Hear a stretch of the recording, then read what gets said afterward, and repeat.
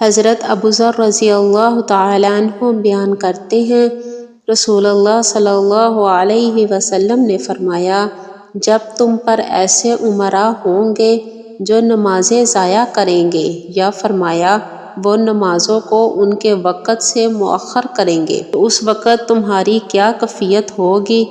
میں نے عرض کیا، آپ مجھے کیا حکم فرماتے ہیں؟ آپ صلی اللہ علیہ وسلم نے فرمایا، نماز کو اس کے وقت پر پڑھنا، اور اگر تم ان کے ساتھ بھی پا لو تو پھر نماز پڑھ لو تو وہ تمہارے لیے بطور نفل ہوگی۔ حضرت ابو ہریرہ رضی اللہ تعالیٰ عنہ بیان کرتے ہیں، رسول اللہ صلی اللہ علیہ وسلم نے فرمایا، جب تم میں سے کوئی غروب آفتاب سے پہلے نماز عصر کی ایک رکعت پا لے تو وہ اپنی نماز مکمل کرے،